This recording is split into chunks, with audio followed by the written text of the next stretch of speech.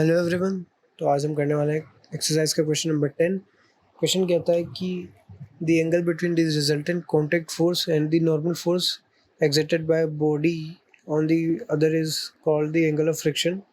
यानी कि हमारी एक सरफेस मान लेते हैं हम, यहाँ पे एक बॉडी रखी हुई है, ठीक है। एम इसका मास ले लिया तो नीचे की तरफ लग रहा होगा mg, ऊपर की तरफ लग रहा होगा normal reaction force.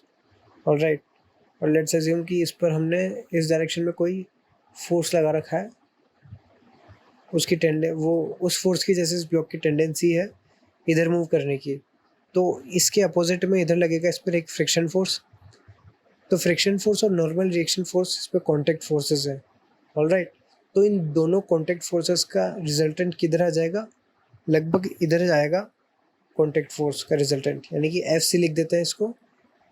F C यानी कि contact force, net contact force इधर की तरफ आ जाएगा। तो हमसे कहा गया कि the angle between the resultant contact force यानी कि F C and the normal force यानी कि एन, यानी कि ये एंगल, इस एंगल की बात हो रही है, theta by body and the other is called angle of friction. Theta जो है हमारा क्या है, एक सेकेंड, थीटा हमारा एंगल ऑफ फ्रिक्शन है। Alright, show that if lambda be the angle of friction. Alright, हमें लैम्बडा मानना है इसे, तो थीटा नहीं, हम इसे लैम्बडा लेंगे, यहाँ पे भी हम लैम्बडा लिख देंगे। Lambda is the angle of friction.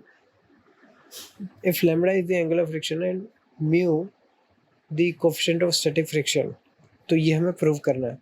Alright, तो हम जानते हैं कि बॉडी पे जो फ्रिक्शन फोर्स लग रहा है इसकी मैक्सिमम वैल्यू क्या हो सकती है? फ्रिक्शन की मैक्सिमम वैल्यू हो सकती है mu S multiply by normal reaction force. हम फोर्स लगा रहे हैं, वो मूव नहीं कर रहा क्योंकि फ्रिक्शन ने बैलेंस कर दिया। फिर हम फोर्स बढ़ाते गए, फिर भी मूव नहीं करा, फिर क्योंकि फ्रिक्शन की फोर्स बढ़ती गई। ऑलराइट, तो ऐसे बढ़ते बढ़ते एक लिमिट आ जाएगी फ्रिक्शन फोर्स की, तब जो है उससे ज़्यादा वो बढ़ नहीं पाएगी। तो ये उसकी जो है फ्रिक्शन की मैक्सिमम वैल्यू होगी। ऑलराइट, तो अब हम क्या कह सकते हैं कि 10 लैम्बडा, 10 लैम्बडा हमारे पास कितना होगा? Perpendicular divide by base. तो परपेंडिकुलर कितना है? Friction force divide by base कितना है? Normal reaction force. ऑलराइट, और फ्रिक्शन की मैक्सिमम वैल्यू हो सकती है क्या? Mu S multiply by N. तो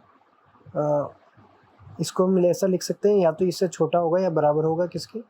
mu S multiply by N के, फ्रिक्शन फोर्स, और डिवाइड बाय हमने एन कर ही रखा है, यहाँ पे फ्रिक्शन की जगह पे ही रखा है ना हमने, तो इस एन से ये एन कट जाएगा। ऑलराइट, तो यहाँ से हमारे पास क्या है कि friction force divide by N will be less than equal to mu S friction force divide by N क्या है? 10 लैम्बडा। तो यहाँ से हम कहेंगे कि 10 lambda is less than equal to mu, और यहीं से हमारे पास ये प्रूव हो जाएगा कि 10 इनवर्स जो है 10 inverse of mu is greater than और equal to lambda which is angle of friction. तो ये हमारा सॉल्यूशन आ चुका है। Thank you very much.